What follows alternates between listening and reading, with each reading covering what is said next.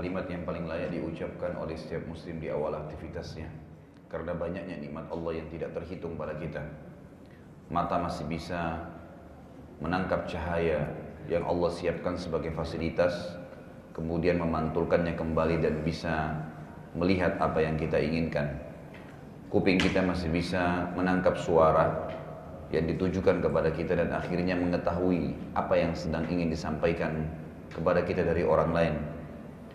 Begitu pula hidung kita masih bisa membedakan dalam waktu yang bersamaan mana bau wangi, mana bau busuk, sehingga kita menghirup yang wangi dan meninggalkan yang busuk. Begitu pula lidah kita masih bisa mengecap, bisa membedakan mana yang asin, yang manis, yang pedas dalam waktu seketika. Tenggorokan kita masih bisa menelan, bibir kita masih bisa mengucapkan kata-kata dan kalimat. Kemudian tangan kita masih bisa menjamah, memegang. Begitu pula dengan kaki kita masih bisa melangkah. Serta banyak sekali anggota tubuh kita dari sekian miliar urat-urat saraf yang masih berfungsi. Semua itu besar sekali nikmatnya Allah ya, yang terlihat dan kelihatan ya. Begitu pula di sekitar kita fasilitas air yang cukup banyak, udara, kemudian tumbuh-tumbuhan, hewan-hewan, semua yang di muka bumi ini yang dimudahkan oleh Allah untuk menjadi fasilitas buat kita, sebuah nikmat yang tidak terhitung. Sebagaimana Allah berfirman, wa in ta'uddu ni'matallahi la tuhsuha. Kalau kalian ingin menghitung-hitung nikmatnya Allah, maka kalian tidak akan mampu menghitungnya. Wassalatu wassalamu atammaini ala Rasulillah kama sallallahu wa malaikati alaih adada khalqihi wa ridha nafsihi wa zinata arshih wa midada kalimatih mil'us samawati wa mil'ul ardu wa mil'u ma syi'ta min syai'in ba'd. Juga kita panjatkan salawat dan taslim atau Nabi besar Muhammad sallallahu alaihi wasallam sebagai bentuk kepatuhan kepada Allah, karena Allah dan malaikatnya juga memberikan salawat dan salam kepada beliau.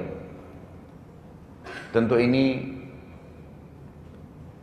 sejumlah makhluknya Allah, sejumlah perhiasan singgasananya, sampai Allah itu ridha, serta tidak ada batas sama sekali, seluas langit dan bumi. Terus kita memuji dan membacakan salawat untuk Nabi sallallahu alaihi wasallam. Dan juga dari sisi lain untuk berterima kasih pada beliau karena jasa yang luar biasa selama 23 tahun beliau menghabiskan umur beliau untuk menyampaikan agama ini. 10 tahun atau 13 tahun di Mekah masa genting, di mana masa yang sangat sulit untuk dilewati oleh Nabi sallallahu alaihi wasallam dengan cobaan, cacian, makian dan beragam macam pengorbanan beliau sallallahu alaihi wasallam, dan 13 tahun masa penerimaan syariat dan aplikasinya. Ini juga faktor yang sangat dominan kenapa kita membacakan salawat dan taslim kepada Nabi kita Muhammad sallallahu alaihi wasallam. Melanjutkan tema sirah Bapak Ibu sekalian, dan kita masih berada di kancah peperangan Uhud. Dan sebagaimana sudah kita jelaskan yang lalu, bagaimana kisah dan kiprah beberapa pejuang-pejuang muslim, dan yang paling terakhir adalah saya sebutkan kisah Zubair bin Awwam radhiyallahu anhu, di mana beliau berhasil membunuh salah satu prajurit Quraisy yang seluruh tubuhnya dari kepala sampai kaki, bahkan kudanya pun dipenuhi dengan baju besi, sehingga tidak ada celah untuk membunuhnya. Dan dia sangat mahir menggunakan pedang yang diikat atau dililit, ataupun ya kalau kita sekarang mungkin dilas ya. Kalau zaman dulu mungkin digunakan dengan ikatan-ikatan yang sangat kuat dengan sebuah pegangan besi yang panjang, sehingga pedang tersebut menjadi panjang sekali kelihatan, dan ini tidak sembarangan orang bisa memainkannya. Prajurit Quraisy ini sangat mahir sehingga banyak sekali melukai kaum muslimin dari jarak jauh. Tidak ada yang bisa membunuhnya. Maka Nabi SAW pada saat disampaikan oleh seorang sahabat, ya Rasulullah, si fulan ini orang Quraisy ini betul-betul menyusahkan kami. Lalu Nabi SAW berkata kepada para sahabat di sekitarnya, siapa yang ingin membunuh atau siapa yang bisa membunuh orang ini? Para sahabat sempat diam, karena memang orang ini sangat luar biasa. Postur tubuhnya sangat besar, berada di atas kuda. Kalau kita sekarang itu seperti orang kalau zaman dulu ada kuda di atas kuda, seperti zaman sekarang ini di atas tank, nggak bisa diserang. Kudanya bisa cepat, kudanya bisa nendang, apalagi kudanya dipakein baju besi dari atas, ya. Kudanya cuma kelihatan matanya dengan telapak kakinya saja, ya. Yang lainnya semua digunakan besi. Begitu pula orang yang tunggangin di atasnya. Jadi seperti sedang mendekati mobil tank, gimana caranya menyerang gitu. Kemudian ditambah lagi dia menggunakan senjata yang sangat panjang, kuat, dan mahir dalam memainkannya. Maka sulit sekali didekatin. Nabi SAW ulangin 2 kali, sahabat masih diam. Diulangin 3 kali, masih diam. Begitu Nabi SAW selesai mengucapkan ketiga kali, dan baru Nabi ingin mengucapkan yang keempat kali, maka Zubair bin Awam berkata, saya ya Rasulullah, saya akan menghadapinya. Dan saya sudah berikan gambaran Zubair bin Awam ini termasuk bodyguardnya Nabi SAW. Sebagaimana beliau bersabda dalam hadis sahih, semua Nabi itu punya hawari. Hawari itu kayak bodyguardnya khusus untuk membela dia secara fisik. Dan hawariku, pembelaku secara khusus adalah Zubair bin Awam. Dan saya sudah juga berikan gambaran pada pertemuan kita yang lalu bagaimana beliau nanti di kisah perang Khaybar menghadapi seorang Yahudi yang Yahudi itu tingginya seperti pohon kurma dan berhasil dikalahkan oleh Zubair bin Awam karena kemahirannya. Tentu ini pelajaran-pelajaran besar juga dituntut bagi setiap muslim untuk bisa menguasai keterampilan-keterampilan perang, bukan untuk membuat kekacauan, tapi untuk meninggikan dan membela agama Allah Subhanahu wa taala. Zubair bin Awam lalu berkata, saya pun mendekati orang tersebut dan coba mencari celah, tapi tidak menemukan celah kecuali semua besi dari kepala sampai kakinya. Dan dia pahir sekali dalam mengayunkan pedangnya yang panjang tadi. Kata Zubair bin Awam, saya cuma melihat ada celah sedikit itu di antara 2 matanya. Jadi penyambung antara ya kelopak mata, penutup kelopak mata dia yang kanan dan kiri itu ada karet, diletakkan karet. Kata Zubair bin Awam, saya tidak lihat kecuali itu celahnya. Maka saya terus berputar di sekitar orang tersebut sampai saya berhadapan dengan dia. Lalu kemudian saya melemparkan tombak saya ke arah di antara kedua matanya. Dan dengan izin Allah tombak tersebut menembus di antara 2 matanya sampai tembus di belakang kepalanya. Akhirnya sampai orang kafir tersebut meninggal dan mati. Ya terbunuh di medan perang. Jadi ini kisah terakhir yang saya sebutkan tentang kiprah ya prajurit muslim di dalam perang Uhud. Tentu ini kita belum masuk ke dalam kancah peperangannya. Saya masih menceritakan ya dari beberapa kejadian dulu ya yang saya anggap penting untuk diangkat. Nanti akan kita masuk ke mana? Ke masalah kancah peperangan. Dari sisi prajurit-prajurit kafir ada kisah-kisah, ada beberapa kisah yang diangkat oleh sejarah. Yang pertama adalah kisah Abu Amir. Kalau kisah kiprah beberapa prajurit muslim sudah kita sebutkan yang kemarin. Di antara yang bergabung dengan pasukan orang Quraisy ada seseorang yang bernama Abu Amir. Abu Amir ini Bapak Ibu sekalian adalah salah satu tokoh penduduk asli Madinah. Jadi sebelum Nabi SAW tiba di Madinah, hijrah, dan sebelum Islam menyebar di sana, Abu Amir ini sudah disepakati oleh masyarakat Madinah untuk diangkat menjadi raja. Pada saat Nabi SAW Islam sudah menyebar di sana di tangan Mus'ab bin Umair radhiyallahu anhu, sahabat Nabi yang jadi dai waktu itu. Kemudian Nabi SAW juga sudah akan hijrah, apalagi pada saat sudah hijrah, maka masyarakat meninggalkan Abu Amir karena Abu Amir nggak mau masuk Islam. Abu Amir nggak mau, tetap dalam keadaan kufur. Maka para orang-orang Ansar meninggalkannya karena mayoritas sudah masuk Islam. Kecuali kalau dia masuk Islam, maka mungkin akan dinobatkan gitu kan, akan diangkat jadi kepala suku atau raja mereka. Tapi ternyata enggak gitu.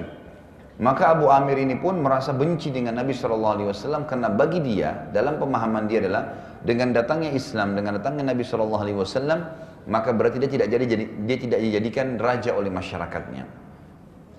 Abu Amir ini lalu meninggalkan Madinah pada saat itu dan pergi ke negeri Syam. Pada saat dia mendengar orang-orang Quraisy membentuk pasukan dan sangat banyak 3.000 orang personil yang sudah tiba di wilayah Uhud. Dan saya sudah jelaskan waktu itu Bapak Ibu sekalian, Uhud itu berada cuman sekitar berapa meter saja ya. Kalau saya bahasakan tepatnya sekarang mungkin 2 atau sampai 3 kilometer saja sebenarnya dari Masjid Nabawi. Dari waktu itu sekitar 1 kilometer dari pintu gerbang utama Madinah ya. Jadi kita bayangkan kalau ini pintu gerbang besar Madinah, di depannya itu sudah ada, di depannya sudah ada apa namanya? Sudah ada pasukan orang-orang Quraisy, pasukan orang-orang Quraisy. Jadi akan menyerang Madinah. Maka Nabi SAW mengatur strategi untuk keluar ya dari kota Madinah dari pintu belakang, mutar dari sekitar Uhud, lalu tiba-tiba pasukan muslimin sudah berada di belakang pasukan orang-orang kafir Quraisy. Yang akhirnya pasukan Quraisy tidak jadi menyerang Madinah dan akhirnya menghadapkan tubuh mereka menuju atau menghadapi kaum muslimin yang sudah berada di belakang mereka dan akan menyerang mereka. Abu Amir ini pada saat menyerang, mendengar serangan tersebut dan sudah sampai di kota Madinah, dia kembali dari negeri Syam dan segera masuk ke Madinah. Masyarakat Madinah menganggap dia bukan pasukan Quraisy, lalu dia masuk. Kemudian dia coba mau mempengaruhi para sahabat yang sudah beriman dari orang-orang Ansar waktu itu, dari masyarakat Madinah, untuk menjadi pengikutnya dan menobatkan dia kembali jadi raja. Tapi mereka menolak karena Abu Amir ini nggak mungkin jadi raja setelah adanya Nabi SAW. Terlebih lagi dia dalam keadaan kafir. Maka dia pun bergabung dengan beberapa orang munafik di Madinah, kemudian keluar dan dia tahu, dia dapat informasi Nabi SAW akan berperang di wilayah Uhud karena Nabi instruksikan, coba jadikan Uhud itu di belakang pundak pasukan dengan di sisi kanannya. Jadi sisi kanan pasukan muslimin dengan belakang nggak bisa diserang oleh orang-orang kafir Quraisy. Tapi yang bisa hanya dari sisi depan dan dari sisi kiri yang lebih cenderung dekat dengan pintu gerbang kota Madinah, itu ada 50 pemanah Nabi SAW yang siap menghadang orang-orang Quraisy yang akan menyerang dari sisi kiri pasukan. Abu Amir ini Bapak Ibu sekalian membuat lubang-lubang di sekitar tempat tadi yang pasukan muslimin akan bertempat di situ. Dia dengan beberapa teman-temannya lalu menutupi lubang-lubang tersebut sehingga seakan-akan tidak kelihatan. Jadi seperti tempat untuk menjerat gitu kan. Abu Amir ini pun akhirnya membuat lubang-lubang tersebut dan nanti akan kita lihat di akhir peperangan Uhud pada saat muslimin terdesak dan sempat kalah dalam beberapa saat waktu itu. Beberapa saat saya katakan dan bukan kalah mutlak dan nanti akan kita jelaskan. Nabi SAW sempat jatuh di salah satu lubang yang dibuat oleh Abu Amir ini, yang dibuat oleh Abu Amir dan akhirnya membuat ada beberapa orang-orang Quraisy yang melemparkan batu ke arah Nabi SAW. Kemudian ada juga yang menghantamkan pedangnya pada saat Nabi dalam lubang dan tidak punya kekuatan pada saat itu untuk bisa melawan karena di dalam lubang, dan lubang itu memang ukurannya hanya bisa masuk 2 atau maksimal 3 orang kalau berdesakan. Maka Nabi SAW tidak punya kekuatan pada saat itu untuk bisa keluar, dan kita lihat nanti atau saya akan jelaskan di akhir-akhir pertemuan kita nanti bagaimana kejadian itu bisa terjadi. Tapi intinya Abu Amir adalah salah satu tokoh orang Madinah yang kafir. Kemudian kisahnya adalah dia membuat lubang-lubang yang menjadi atau ditujukan untuk menjadi jerat bagi kaum muslimin. Kemudian kita masuk ke kisah yang lain, kisah Jubair bin Mut'im. Jubair bin Mut'im ini salah satu tokoh Quraisy.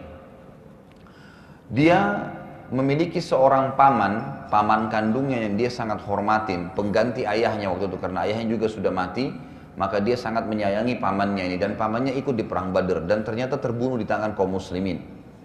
Maka Jubair bin Mut'im ini pun berkata kepada salah satu budak yang dia milikin bernama Wahsy, dan dia berkata, "Wahai Wahsy, kalau kau bisa membunuh pamannya Muhammad," maksudnya Hamzah radhiyallahu anhu, "sebagai balasan karena Muhammad telah membunuh pamanku di Badar, maka aku akan anggap kamu bebas."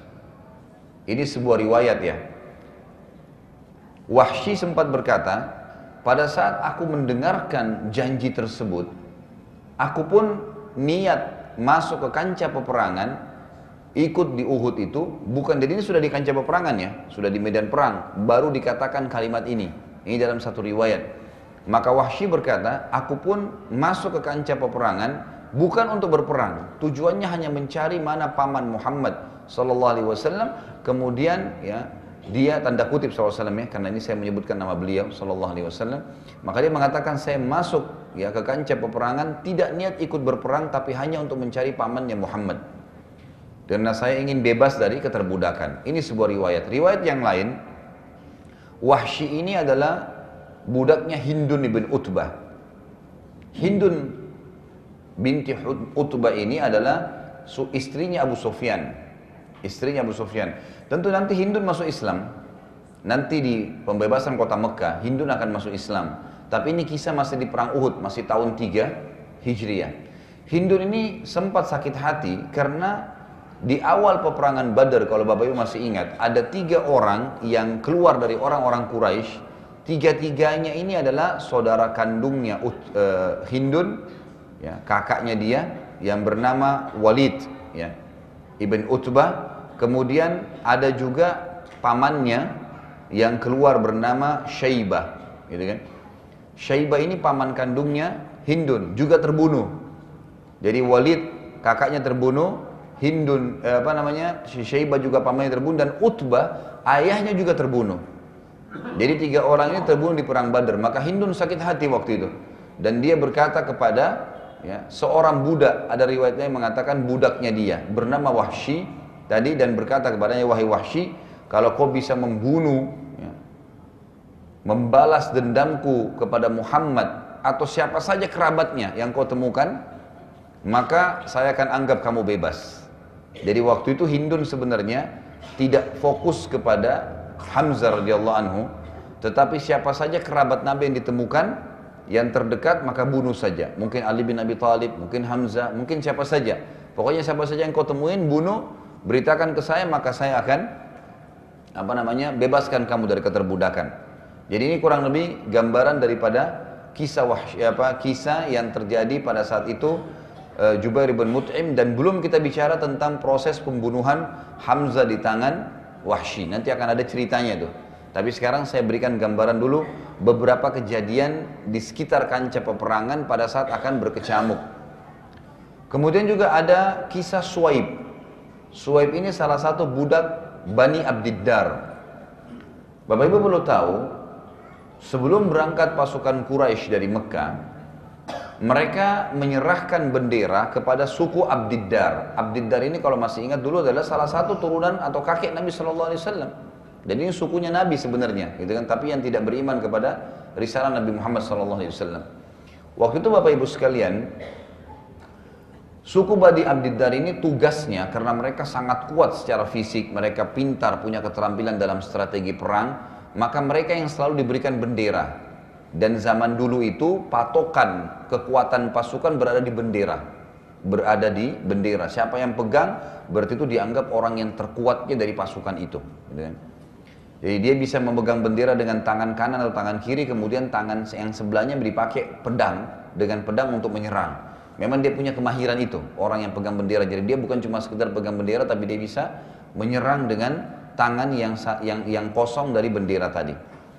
Baik Bapak Ibu sekalian, suku Bani Abdiddar ini waktu perang Badar sempat kalah di perang Badar, dan mereka yang pegang bendera.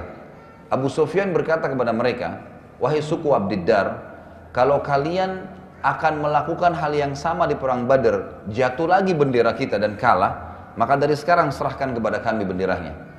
Maka suku Bani Abdiddar mengatakan, ya waktu itu kebetulan ada satu orang dari pimpinan suku Abdiddar yang masih kafir, namanya Abu Talha. Abu Talha ini bilang, kami tidak akan pernah memberikan bendera ini kepada orang lain, karena ini kemuliaan. Lalu kemudian dia mengajak, ya, 6 orang dari anak dia, laki-laki semua, untuk berperang, dan mengatakan kepada anak-anaknya, bendera ini tidak boleh kita lepaskan kecuali kita semua sudah terbunuh. Maka akhirnya keenam anak nanti Abdiddar itu terbunuh. Nanti akan kita jelaskan dalam kancah peperangan.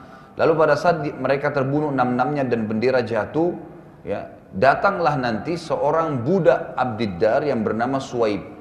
Suwaib ini kemudian datang memegang bendera pada saat itu orang Quraisy untuk membangkitkan lagi semangat mereka berperang, dan sempat dibunuh oleh Hamzah radhiyallahu anhu. Datang memotong tangan Suwaib sehingga jatuh bendera. Pada saat tangan kanannya terpotong, lalu dia masih ngambil dengan tangan kirinya, lalu dipotong lagi oleh Hamzah, kemudian jatuh bendera dan dia sempat menjepit dengan sisa tangannya, kemudian dibunuh oleh Hamzah radhiyallahu anhu. Ini ada kisah Suwaib sendiri, gitu kan? Ini kisah Suwaib. Baik Bapak Ibu sekalian, kita akan masuk sekarang ke kisah kancah peperangan. Jadi peperangan pada saat berkecamuk, ya, seperti apa kira-kira? Jadi kita seakan-akan insya Allah hari ini dengan izin Allah hadir di perang Uhud itu. Seperti apa sih pada saat terjadi kecamuk peperangan? Pada saat pasukan sudah saling serang, saya katakan tadi di awal, patokan kekuatan pasukan ada di bendera. Dan siapa yang pegang bendera berarti orang terkuat. Dan pasukan itu dianggap masih menang walaupun banyak yang terbunuh selama benderanya masih ada yang pegang. Di sini perilaku dan sistem yang dipakai ini sangat dipahami oleh 3 orang sahabat yang mulia. Dan 3 orang sahabat ini luar biasa perannya dalam kancah peperangan Uhud di awal-awal peperangan. Itu adalah Hamzah, Ali, dan Asim ibn Thabit radhiyallahu anhum. 3 orang ini sepakat, ya, Hamzah paman tentunya, Ali keponakannya, kemudian Asim ini sepupunya Ali. Sepakat 3-tiganya, begitu masuk peperangan, kita nggak usah lawan prajurit-prajuritnya Quraisy. Cari siapa yang pegang bendera, serang. Itu yang dilakukan. Maka pada saat itu, Hamzah dan Ali pun bersama dengan Asim tadi, langsung menuju ke tengah-tengah kancah peperangan dan sengaja menjadikan target adalah orang yang pegang bendera. Dan pada saat itu yang pegang bendera adalah anak-anaknya Abu Talha tadi saya bilang. Yang terjadi yang luar biasa adalah pada saat mereka mendekati pemegang bendera, dan ini tidak disangka oleh orang-orang Quraisy karena biasanya pemegang bendera ini berada di tengah-tengah pasukan. Dan zaman dulu kita tahu kalau saling menyerang satu sama yang lain, ya pada saat mereka masuk, ya mereka membabi buta gitu kan. Menyerang siapapun, tapi Hamzah dan Ali serta Asim sudah mengatur strategi untuk menangkis saja. Ada orang yang sempat tertusuk, ya tertusuk musuh, tapi dia mengatur strategi, 3-tiganya terfokus kepada pemegang bendera. Dan akhirnya ketiganya ini berhasil membunuh anak pertama Abu Talha. Dan dengan seketika pada saat itu bendera Quraisy jatuh. Sementara ini pasukan baru bertemu, gitu kan? Dan ini menandakan kekalahan karena bendera jatuh. Melihat bendera jatuh, sempat menjadi pukulan yang berat bagi pasukan Quraisy karena bendera sangat besar dan kelihatan pada saat jatuh tandanya simbol kekalahan.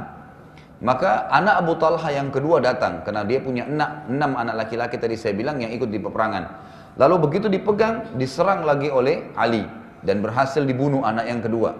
Datang anak ketiga, mengambil lagi bendera tersebut, dibunuh lagi oleh Hamzah. Terus bolak-balik ini, sahabat-sahabat ini. Sampai anak yang kelima terbunuh, kelima-limanya terbunuh di tangan Hamzah dan Ali. Kemudian datang anak yang keenam pada saat itu. Ya. Anak yang keenam ini pada saat datang mengangkat bendera, Hamzah dan Ali masih sibuk ya menangkis serangan dari sekitar bendera tadi. Kemudian Asim datang dan berhasil membunuh anak keenam Abu Talha sehingga terbunuhlah. Pada saat itu ada seorang wanita anaknya Abu Talha. Dia ini anak yang ketujuh sebenarnya, tapi karena wanita dia nggak ikut berperang. Jadi wanita pada zaman itu dibawa untuk menjadi pemotivator ya. Mereka tuh datang teriak, bernyanyi ya. Biasanya kalau orang-orang Quraisy bahkan mereka menari, gitu kan? Ya. Atau kadang-kadang dibawa wanita-wanita penghibur, memang tujuannya naudzubillah untuk berzina dengan para prajurit, gitu kan? Itu mereka lakukan. Ada anaknya Abu Talha namanya Sulaif. Ya. Wanita ini, Sulaif ini, dia pada saat datang ke sekitar bendera, dia lihat bendera jatuh berapa kali, dia datang, gitu kan? Dan pada saat itu kebetulan yang membunuh saudara dia yang keenam. Jadi 6 orang saudara laki-laki semua terbunuh, tergeletak di dekat bendera. Dan yang terakhir dibunuh oleh Asim. Maka yang terjadi Bapak Ibu sekalian, perempuan ini begitu melihat 6 saudaranya mati dan Asim yang pada saat itu lagi menusuk, ya saudara dia yang ke-6 jatuh, dia mengira Asim membunuh ke-6 saudaranya, gitu kan? Dia mengira Asim semua yang bunuh nih 6-6-nya.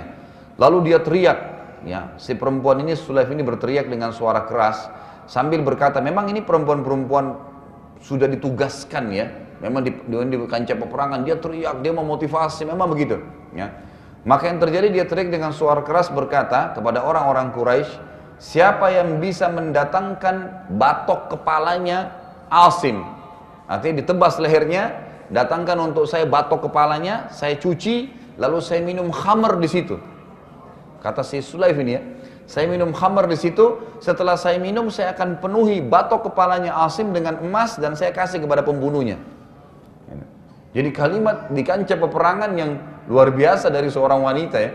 Jadi kita lihat bagaimana pada saat itu perannya memang dihadirkan untuk seperti ini keadaannya. Sekali lagi dia bilang, siapa yang bisa wahai orang-orang Quraisy yang datangkan kepalanya Asim. Waktu itu di sekitar Asim ini banyak orang-orang Quraisy gitu kan. Cuma zaman dulu orang tidak pakai senjata kayak kita sekarang, senapan bisa membunuh dari jarak jauh. Memang orang mendekat baru bisa. Dan di dalam kancah peperangan yang sedang masuk menyerang itu nggak bawa anak panah. Anak panah itu pemanah itu biasanya di luar, memanah dari jarak jauh atau di awal penyerangan saja. Ya, seperti itu, atau untuk membuka sebuah wilayah. Kurang lebih seperti itu gambarannya. Maka orang-orang waktu itu mendengar dan perempuan ini mengatakan kalimat, siapa yang bisa mendatangkan kepalanya Asim, lalu batok kepalanya saya cuci, artinya dibersihkan semua, kemudian saya minum khamr di situ, lalu kemudian setelah saya minum khamr saya isi penuh dengan emas dan saya akan berikan kepada pembunuhnya. Maka pada saat prajurit-prajurit Quraisy mendengar hal tersebut, mereka berusaha menyerang Asim, masing-masing ingin mengejar, karena mereka sangat tahu Sulaif ini orang kaya raya di Mekah. Jadi dan memang kalau dia ucapkan itu dia akan memberikan. Pada saat itu terjadilah penyerangan kepada Asim, tapi belum disebutkan dalam riwayat apakah orang Quraisy berhasil membunuh Asim atau tidak. Intinya diseranglah Asim pada saat itu. Saya belum menemukan sampai sekarang ada riwayat yang menyebutkan Asim terbunuh di tangan orang-orang Quraisy, gitu kan? Bahkan tidak disebutkan nama beliau, termasuk salah satu dari syuhada Uhud.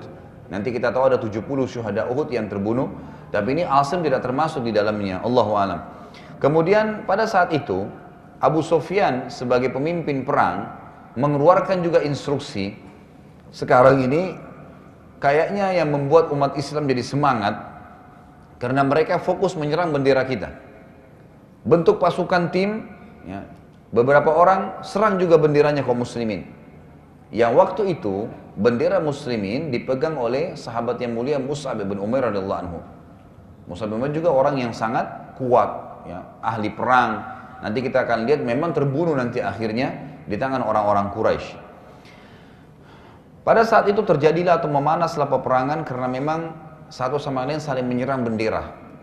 Jadi tadinya berhadapan satu lawan satu, sekarang sudah enggak. Di mana ada bendera di situ berkumpul pasukan, gitu kan?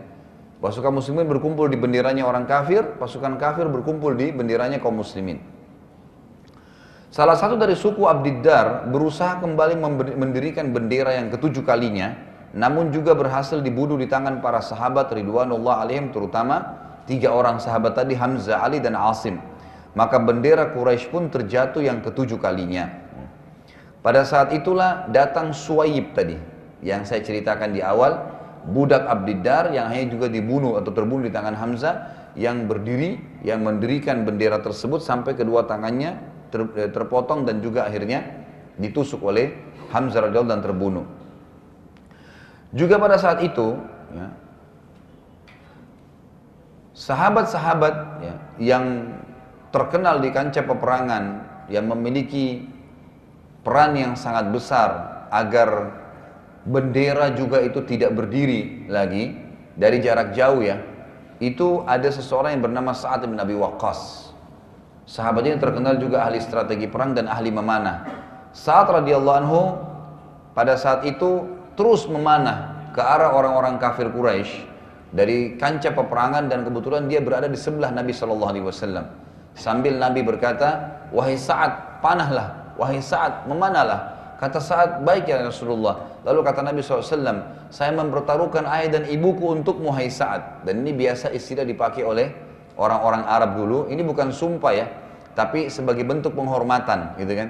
Artinya saya akan hormatin kamu sebagaimana saya hormatin kedua orang tua saya, ya. Bi abi anta wa ummi. Biasanya para sahabat juga mengucapkan itu, ya.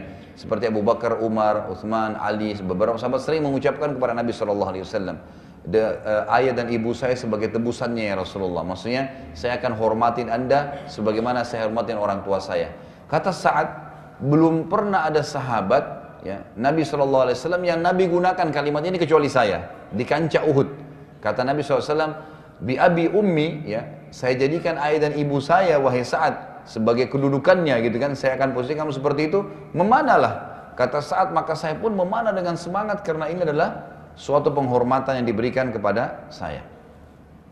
Terjadilah peperangan pada saat itu, ya. Saat melihat pasukan muslimin telah menang, sebagian besar sahabat, ya, pada saat itu gembira melihat ya peperangan betul-betul bendera jatuh dan pada saat jatuh yang ke-8 kali bendera tadi, dibunuhnya budak Abdiddar yang namanya Suaib, tidak ada lagi orang Quraisy yang mengangkat bendera. Dan pada saat itu seketika pada saat bendera sudah jatuh dan di sekitar benderanya tergeletak, ada 8 orang yang jatuh terbunuh di situ, di sekitar bendera, orang Quraisy semua, gitu kan. Jadi untuk mengambil bendera kembali, pasukan Quraisy harus menginjak jenazahnya mereka, karena susah, gitu kan, nggak bisa. Dan pada saat mereka pun mau mengambil, mereka melihat ini semua terbunuh nih. Artinya orang kalau pegang bendera pasti taruhannya mati, gitu kan. Abu Sufyan teriak, siapa yang bisa mengambil bendera? Tidak ada yang berani. Siapa yang ambil bendera? Tidak ada yang berani. Sampai 3 kali dia teriak, tidak ada yang berani mengambil bendera. Akhirnya pasukan Quraisy kocar kacir pada saat itu, kocar kacir jadinya. Jadi akhirnya pada ketakutan dan sempat bubar, gitu kan, sempat bubar. Abu Sufyan pun melarikan diri, semua pasukan melarikan diri meninggalkan kancah peperangan. Sampai beberapa sahabat mengatakan, pada saat itu saking kacaunya pasukan Quraisy, sampai-sampai mereka meninggalkan wanita mereka. Jadi biasanya di zaman dulu peperangan itu, wanita tidak akan mungkin lari, aib bagi mereka selama masih ada laki-laki hidup walaupun cuma satu. Ini laki-lakinya masih banyak, dari 3.000 orang itu yang terbunuh baru belasan orang saja pada saat itu mereka sudah kocar kacir semua dan meninggalkan wanita mereka. Sampai para sahabat mengatakan, kami melihat para wanita berusaha melarikan diri, ada yang lari ke atas bukit-bukit, ada yang berusaha mengejar ya kuda-kuda para laki-laki, tapi mereka tidak mampu, gitu kan. Maka para sahabat juga membiarkan, pada saat itu sebagian mereka membiarkan dan mengumpulkan ghanimah, harta rampasan perang. Ini sedikit saya tinggalkan poinnya dulu sampai di sini. Perlu Bapak Ibu tahu, waktu Nabi SAW pertama masuk di kancah Uhud, beliau sempat, dan ini saya titik beratkan pada pertemuan yang lalu, memutarkan pasukan sampai menjadikan gunung Uhud di pundak beliau dan juga sebelah kanan beliau. Di sebelah kiri itu ada sebuah bukit kecil, namanya sekarang Jabal Rumat, gunung para pemanah. Di situ Nabi SAW meletakkan 50 pemanah, dan pada saat itu dipimpin oleh Abdullah bin Jubair radhiyallahu anhu. Abdullah bin Jubair. Nabi SAW instruksikan, kalian tidak boleh tinggalkan bukit ini, kami dalam keadaan menang atau kalah. Harus ini saja, nggak boleh pindah, gitu kan? Nggak boleh pindahin tempat ini. Maka mereka sepakat, baiklah, 50 pemanah ini tujuannya adalah menghadang siapapun yang akan menyerang pasukan muslimin dari arah kiri dan bisa manuver masuk balik ke belakang muslimin dan akhirnya membunuh muslimin dari belakang, gitu kan? Karena dari belakang sudah aman nih, ada gunung, ada kebun kurma, sebelah kanan juga begitu. Maka yang terjadi Bapak Ibu sekalian, pemanah-pemanah ini melihat strategi perang. Kita bisa bayangkan, saya kemarin waktu terakhir bimbing umroh, saya sempat ajak jemaah saya khusus yang mampu naik ke atas bukit ini, Jabal Rumat, dan dari atas bukit itu saya terangkan peperangan Uhud, bagaimana terjadi. Saya tunjukkan di sisi sini dulu pintu gerbang Madinah, dari sini pasukan muslimin, dari sana pasukan Quraisy. Kemudian saya jelaskan bagaimana pada saat terjadi kancah peperangan, gitu kan. Dan saya bilang, bisa dibayangkan di sini, waktu itu ada ibu-ibu juga sempat ikut ya. Saya sempat bilang, Bapak Ibu sekalian coba perhatikan di sini, bayangkan dari atas gunung ini, karena memang gunung itu dipakai, gitu kan. 50 pemanah Nabi SAW menghadap ke pasukan Quraisy di bawah sini, dan mereka dengan leluasa memanah. Jadi seperti kita sekarang pegang senapan, senjata misalnya. Kita lihat ada musuh lagi di bawah lembah, kita di atas gunung, leluasa nembakin siapa saja yang kita mau, mati. Seperti itu pemanah. 50 pemanah ini subhanallah memang ahli yang mahir memanah. Sekali lepasin panah bisa membunuh satu orang. Jadi satu kali lepasin 50 panah itu 50 orang mati, gitu kan. Dan ini sangat kuat sekali. Kalau zaman dulu itu, kalau sekarang ya, kata sebagian ahli sejarah, pemanah itu seperti snipers gitu kalau sekarang ya. Bagaimana mereka ahli tembak yang luar biasa. Itu memanah, dan dulu juga itu dikenal sekali. Kalau pemanah-pemanah yang ditaruh di kancah peperangan, mereka harus minimal bisa memanah dengan 3 anak panah sekaligus. Bukan satu ya. Jadi 3 anak panah dipegang bisa melempar dengan 3 sasaran. Ada yang lebih mahir bisa sampai 5 anak panah. Allahu alam bagaimana, tapi ini strategi mereka yang luar biasa. Kita bayangkan kalau satu saja anak panah, 50 pemanah berarti 50 orang jadi target, gitu kan? Memang ada yang meleset kadang-kadang, tepat kena orangnya atau tepat kena kudanya. Karena kuda-kuda ini lagi berjalan, lagi berputar, gitu kan? Intinya pasukan Quraisy jadi kocar kacir, kena 50 pemanah Nabi SAW ini terus memanah ke dalam kancah peperangan ke arah orang-orang kafir Quraisy. Sementara juga bendera di bawah itu jatuh. terus jatuh, gitu kan. Ini akhirnya membuat betul-betul kocar-kacir pasukan Quraisy dan mereka meninggalkan kancah peperangan. Di sisi yang lain ada 200 pasukan orang-orang Quraisy waktu itu, semuanya ini berkuda. Kalau kita sekarang tadi saya sudah bahasakan seperti tank. Ada 200 tank gitu kan. Ada 200 menunggang kuda dan dipimpin semuanya ini mahir menunggangi kuda. Dan dipimpin oleh Khalid bin Walid. Dan waktu itu belum jadi sahabat, masih dalam keadaan kafir. Ini memantau peperangan. Dan setiap kali 200 orang ini mau coba masuk ke kancah peperangan, 50 pemanah ini balik ke arah mereka dan memanah, gitu kan? Dan memanah. Panah ini memang kalau panahnya bagus, ya, busurnya bagus, anak panahnya bagus, itu jauh jangkauannya. Itu bisa sampai 200 meter, gitu kan? Bahkan mungkin bisa lebih dari itu, bisa 300 meter, tergantung kekuatan dari busur panah dan kekuatan orang yang menariknya. Maka pasukan Khalid bin Walid tidak bisa maju. Karena sekali mereka dekat, dilemparin anak panah, walaupun tidak terjangkau ya, karena jauh jaraknya. Tapi mereka kalau mendekat dilemparin dengan 50 anak panah, jadi mereka nggak bisa buat apa-apa. Terjadilah sesuatu yang akhirnya menjadi penyebab muslimin terkalahkan pada saat itu Bapak Ibu sekalian.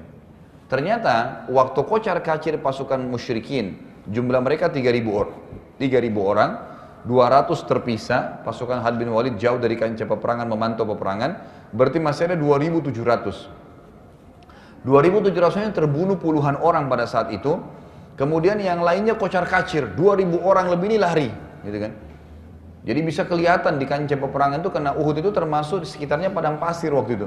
Jadi kelihatan tuh mereka lari semua jauh, meninggalkan kancah peperangan. Ternyata dari 50 pemanah Nabi SAW ini ada 43 orang yang berkhianat. Ahli sejarah mengatakan berkhianat di sini ada berarti kata tidak mentaati perintah Nabi SAW. Kan Nabi sudah titip pesan, jangan tinggalin gunung pemanah ini dalam kondisi kami menang atau kami kalah. Nggak boleh tinggalin, harus tetap di situ. Tapi ternyata mereka enggak, mereka tinggalin itu. 43 orang ini dilarang oleh pimpinan mereka. Abdullah bin Jubair radhiyallahu anhu, sahabat yang mulia, mengatakan kalian mau kemana? Karena tiba-tiba mereka taruh ya busur-busur panahnya, lalu mereka mau turun dari gunung itu. Dan gunung itu sangat kecil sebenarnya. Mungkin ketinggiannya itu kalau untuk naik mungkin 20 meter atau lebih lah, sekitar 30 meteran maksimal. Itu dari bawah. Mereka bisa turun leluasa gitu. Kata Abdullah bin Jubair, kalian mau kemana? Mereka bilang, kan sudah jelas, menang. Tuh lihat pasukan musyrikin kelihatan dari gunung itu, kelihatan lari. Tuh sudah jauh, mereka menuju ke Mekah kembali. Nggak mungkin. Apalagi pasukan muslimin yang waktu itu jumlahnya 700 orang. Awalnya 1000, gitu kan. Tapi ada 300 munafikin yang bergabung kemudian sengaja pulang. Dipimpin oleh Abdullah bin Ubaidillah bin Salul, gitu kan. Itu sudah jelas pasti dalam keadaan kafir dia. Maka dia kembali sengaja ingin memukul muslimin dari kancah peperangan. Jadi saya 700, 650 menghadapi pasukan yang 2.700 tadi, ya 2.800 tadi, dan 50 di atas gunung pemanah. 650 orang ini ternyata, Bapak Ibu sekalian rahimakumullah, waktu pasukan 2.800 itu lari, ya kurang lebih ya, nah, sudah ada yang terbunuh beberapa orang, 650 ini dengan semangat mengejar, gitu kan? Mengejar, kenapa? Karena kalau ada yang sempat ditangkap jadi tawanan. Dan kalau jadi tawanan ini bisa menjadi sumber pendapatan yang akhirnya ditebus oleh kerabatnya. Atau bisa menjadi hamba sahaya, gitu kan, tawanan perang. Maka dia, apalagi kalau ditangkap pimpinan-pimpinan mereka, gitu kan. Maka coba dikejar. Ya, waktu itu Hamzah, sahabat-sahabat Nabi masih hidup semuanya. Nggak ada masalah buat mereka, gitu kan. Baik. Ternyata Bapak Ibu sekalian, 43 orang ini menjadi sumber permasalahan di dalam pasukan muslimin. Mereka turun ke kancah peperangan, sudah ditahan oleh pimpinannya Abdullah bin Jubair radhiyallahu anhu, jangan kalian turun. Sudah menang kok, ngapain kita di sini? 2000 lebih pasukan musyrikin sudah kelihatan jauh. Yang 650 orang pasukan muslimin sedang mengejar ke depan. Artinya tidak ada sesuatu yang dikhawatirkan. Sementara di kancah peperangan lagi banyak berserakan pedang, perisai, ada macam-macam harta yang mereka tinggalkan, gitu kan, yang mereka bawa supaya jadi ringan tubuhnya orang-orang kafir ini, maka itu bisa diambil, dikumpulin. Tentu dalam hukum ghanimah, harta rampasan perang Bapak Ibu sekalian, kalau kita berperang, apapun yang kita temukan itu nggak boleh diambil ya, nggak boleh jadi hak pribadi. Diambil, dikumpulin, nanti dikasih pimpinan, pimpinan akan membagi rata. Kalau ada yang mengambil berarti terhitung dosa besar. Sebagaimana Imam Adz-Dzahabi menjelaskan, mengambil harta rampasan sebelum dibagi adalah dosa besar. Dan ini Anda bisa ikuti di YouTube ceramah saya tentang dosa-dosa besar yang saya lupa nomornya keberapa, tapi yang berbicara tentang masalah tadi mengambil harta ghanimah sebelum dibagi. Itu adalah dosa besar. Sahabat-sahabat yang 43 sebenarnya niatnya baik, gitu kan? Jadi mereka turun itu untuk mengumpulkan harta ghanimah supaya memudahkan nanti pasukan yang 650 ini tetap menyerang. Mereka balik ghanimah sudah terkumpul. Itu tujuannya. Niatnya baik sebenarnya. Tapi permasalahannya ini melanggar ya, instruksi dari pemimpin. Ini tolong digarisbawahi Bapak Ibu sekalian. Ini awal bencana. Kalau ada seseorang yang di bawah naungan seorang pemimpin lalu dia melanggar instruksi pemimpin tersebut yang tidak berbau maksiat kepada Allah, ini dosa kepada Allah Subhanahu wa taala. Jadi nggak boleh kita buat masalah ini. Harus paham ya.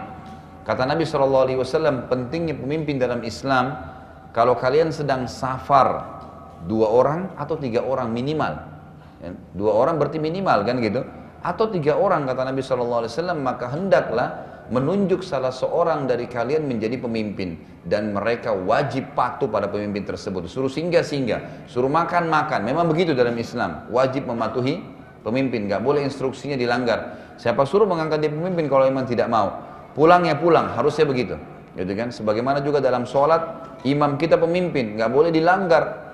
Dia ruku, kita baru datang, saya belum baca Al-Fatihah Ustaz, imamnya ruku, ya tetap ruku, gitu kan? Memang sudah begitu perintahnya. Kalau imamnya lagi sujud, ya kita datang, kita ikut takbir sujud, gitu. Perintahnya seperti itu. Jadi begitu pemimpin dalam Islam, sama dengan pemimpin perang, pemimpin negara, selama tidak berbuat maksiat kepada Allah, nggak boleh ada ya, pembangkangan. Di sini kata ulama, Allah memberikan pelajaran kepada muslimin di perang Uhud hanya karena melanggar titah pemimpin mereka. Jadi bukan hanya karena Nabi SAW ya. Pemimpin pada saat itu, plus lagi dia adalah seorang Nabi. Dilanggar, sudah dikatakan kalau kalian menang, kalau kita menang atau kalah, jangan tinggalkan gunung itu sampai saya yang membolehkan, kata Nabi SAW. Belum ada perintah. Turunlah 43 orang itu Bapak Ibu sekalian ke kancah peperangan, sisa 7 orang. Nah pada saat sisa 7 orang ini, 200 pasukan Khalid bin Walid ya, yang tidak ikut-ikutan dalam kancah peperangan, memang dari tadi nih, dari awal peperangan memantau masalah itu dan tahu kekuatan muslimin di atas gunung tadi. Maka mereka manuver, kemudian naik ke atas gunung membunuh 7 orang tadi. Setelah dibunuh 7 orang tadi oleh Khalid bin Walid, lalu dia balik menyerang muslimin dengan 200 pasukan tadi dari belakang. Terdengarlah suara. Kita bayangkan Bapak Ibu sekalian, zaman dulu ini orang teriak-teriak, gemuruh, gitu kan? Pasukan muslimin, pasukan musyrikin ini, orang-orang musyrikin meneriakkan yel-yelnya mereka, gitu kan? Menyebut-nyebut nama Tuhan mereka. Orang Islam kaget, yang 650 yang lagi lari nih, lagi maju ke depan ini, itu mereka lagi ngejar musuh orang musyrik di sana. Kok ada yel-yelnya orang musyrik di belakang, gitu kan? Ini dari mana asal muasalnya? Maka sebagian pasukan musyrik yang di belakang pasukan balik berusaha untuk melihat apa yang kejadian. Ternyata ada 200 orang, gitu kan? Dan sebagian ahli sejarah mengatakan yang sempat mendengarkan yel itu jumlahnya sedikit, cuma puluhan orang. Yang lain pasukan muslimin ini masih maju ke depan mengejar yang 2000 orang tadi. Yang puluhan ini balik, terjadi peperangan dengan orang-orang musyrik tadi. Tapi ini diserang dari belakang. Ya seperti kita kalau lagi berlari, tiba-tiba ada yang serang dari belakang, kita balik, ya diserang tiba-tiba. Banyak sekali korban pada saat itu. Ada muslimin atau banyak muslimin yang jadi korban pada saat itu karena memang ya kejadiannya diserang tiba-tiba. Kemudian suara demi suara ribut, terjadi peperangan di belakang dan pasukan musyrikin sudah jauh tadi yang 2000 lebih. Pasukan muslimin ini akhirnya mendengarkan ada suara ribut di belakang nih. Pasukan muslimin yang di depan tadi itu balik, coba melihat keadaan gitu, karena mendengar yel-yel orang musyrik itu kan, dan ada orang Islam yang terbunuh, ada yang takbir terbunuh, ada yang teriak mengenai nama Allah terbunuh. Maka orang-orang muslimin balik. Pada saat muslimin balik, mereka sudah dalam keadaan kacau nih keadaannya. Orang musyrik lagi nyerang, maka terjadi tabrakan antara pasukan muslimin sendiri, gitu kan? Sampai akhirnya ada beberapa sahabat yang saling membunuh satu sama yang lain waktu itu, karena tidak tahu. Yang dari depan balik, yang sudah hadapin orang musyrik juga di tengah-tengah, orang musyrik di belakangnya. Maka pada saat itu gimana cara membedakannya? Sulit membedakannya, gitu kan? Karena orang-orang musyrik sudah saya jelaskan ya. Imamah yang dipakai di kepala itu dipakai oleh orang muslim, dipakai oleh orang kafir pada saat itu. Semuanya pakai imamah sama. Semua pakai baju besi, ya. Yang muslim pakai baju besi, yang orang kafir juga pakai baju besi. Membedakannya itu kalau memang lagi berhadapan satu sama yang lain. Tapi kalau lagi di kancah peperangan sulit membedakan. Sampai-sampai ada di antara sahabat yang terbunuh, yaitu Yaman radhiyallahu anhu, ayahnya Huzaifah bin Yaman, yang terkenal sahabat Nabi yang mulia.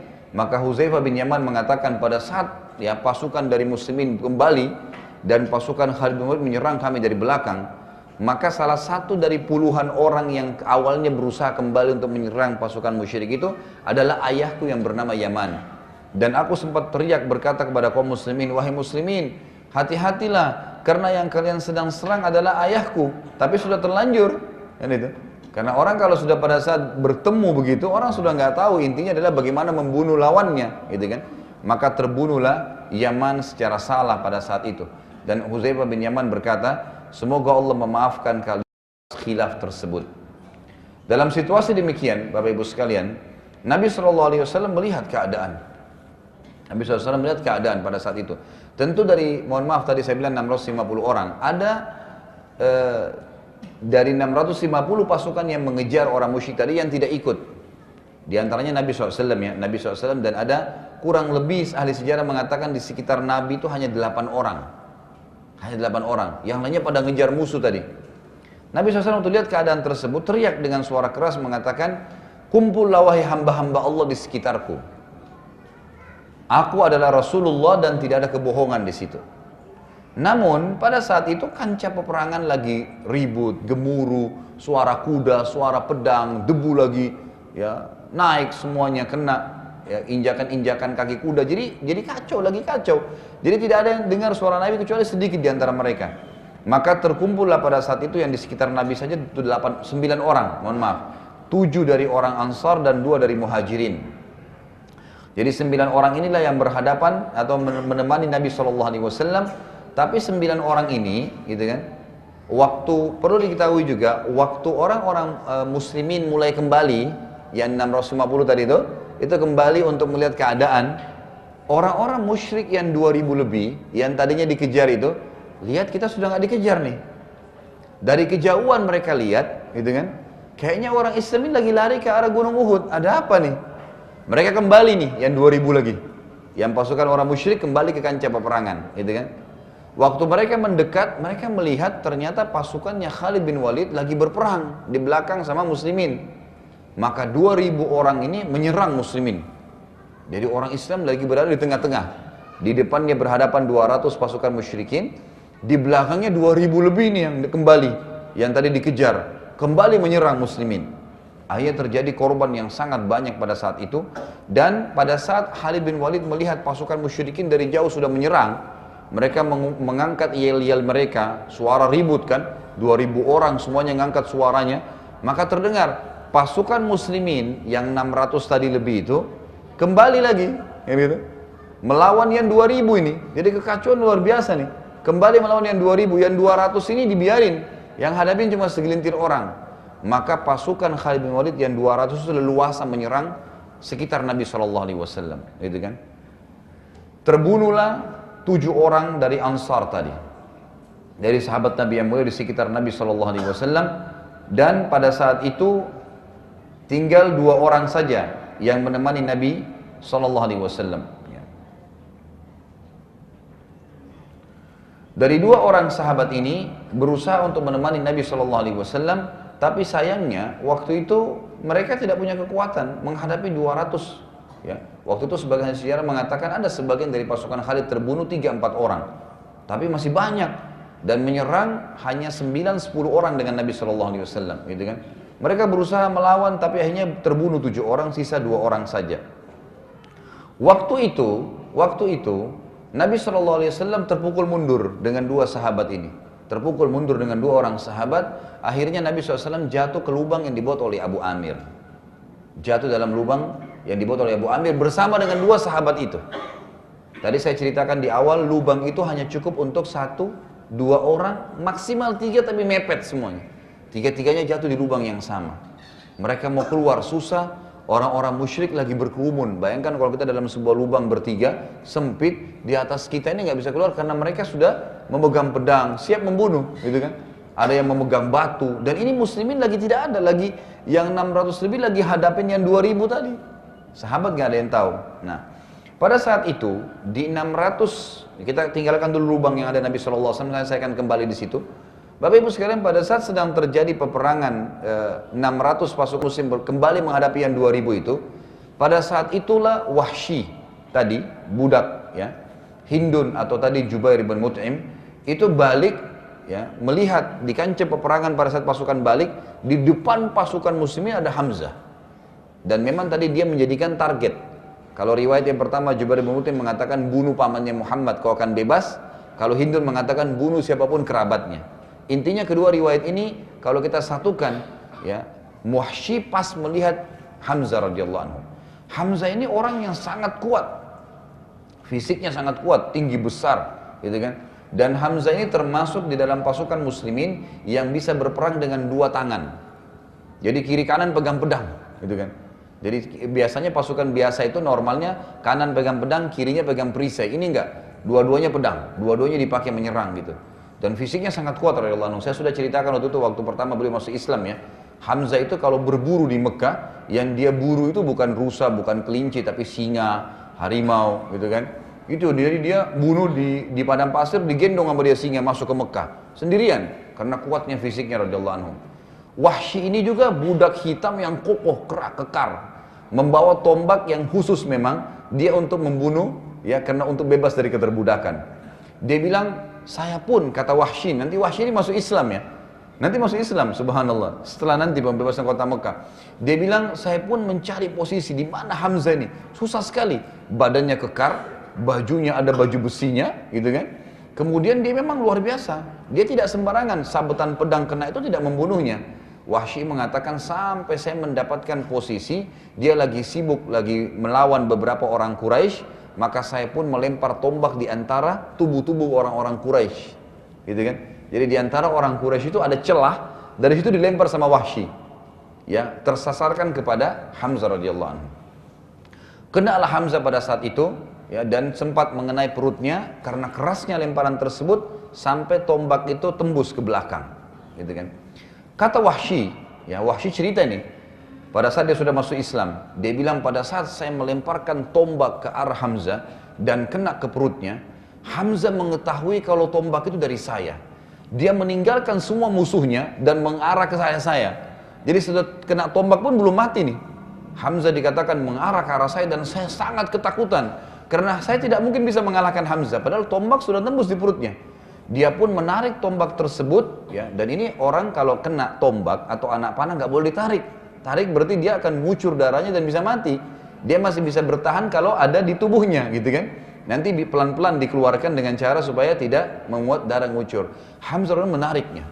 Hamzah radhiyallahu anhu menarik di depan Wahsy, dan orang-orang Quraisy pada saat lihat Hamzah tarik ketakutan semua. Karena masih hidup, gitu kan. Ditarik dia masih hidup, dia masih tarik kekangan kudanya menuju ke Wahsy. Nah, dia ingin menyerang Wahsy karena Wahsy yang melemparnya gitu. Kata Wahsy, saya pun berusaha lari, gitu kan. Berusaha lari, tidak berani hadapin Hamzah.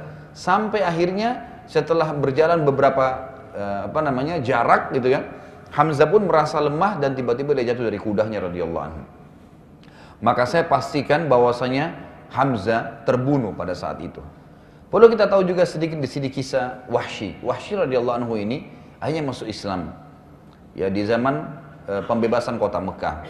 Dan Wahsy ini, kalau Bapak Ibu nanti akan dengar, kita akan tahu kalau atau pernah dengar namanya Musailam al-Kadzab. Musailam al-Kadzab ini adalah orang yang mengaku nabi di zaman akhir hidupnya Nabi Muhammad SAW. Makanya dikatakan al-Kadzab, pembohong. Karena dia juga mengaku nabi. Nabi masih hidup, dia sudah mengaku nabi. Tapi waktu itu pengikutnya 100.000 orang. Dari sukunya dia mengakui dia sebagai nabi.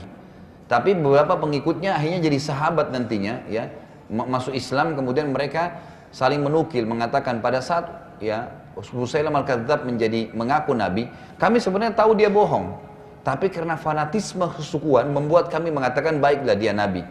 Dan sudah pernah saya ceritakan ya, sedikit saya reviewkan, Musailam al-Kadzab ini pernah didatangin oleh para pengikutnya waktu dia pertama-tama ngaku nabi nih.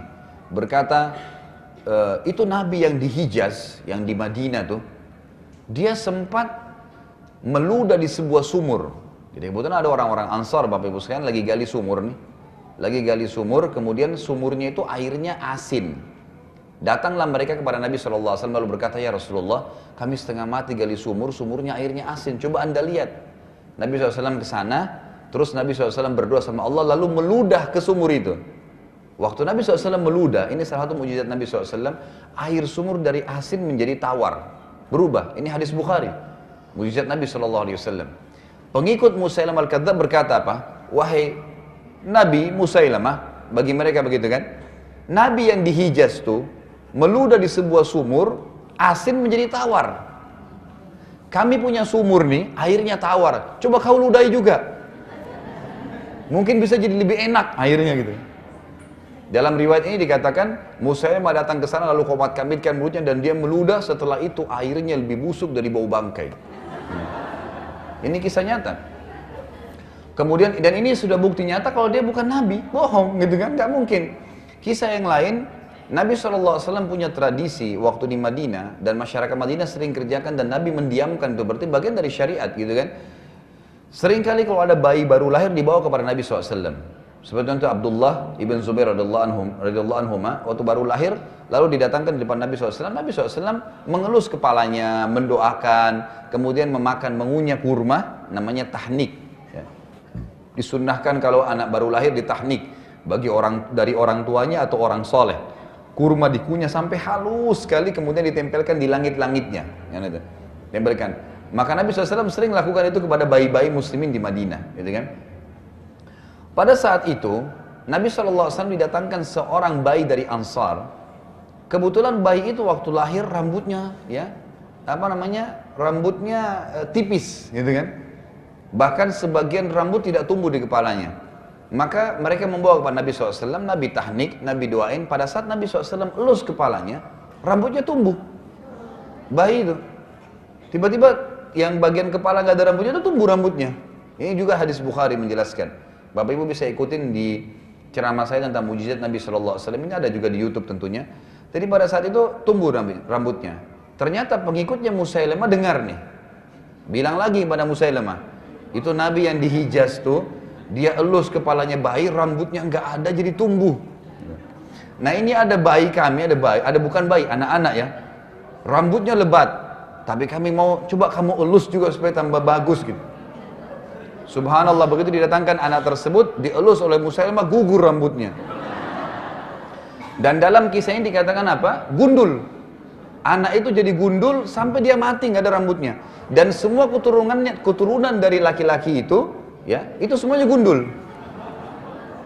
Jadi kalau ada yang lahir gundul, nggak ada rambutnya, khawatir keturunan sana nih. Bercanda ya.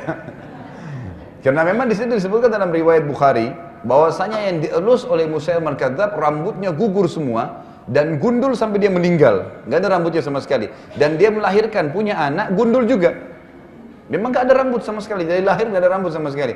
Justru karena kenapa? Masalah dengan Musailamah Al-Kadzdzab ini. Musailamah Al-Kadzdzab ini Nabi SAW waktu itu perintahkan agar menyelesaikan urusan dengan dia, artinya membunuhnya, gitu kan? Dibentuklah pasukan. Tentu ada pasukan tersendiri, nanti akan kita bahas itu.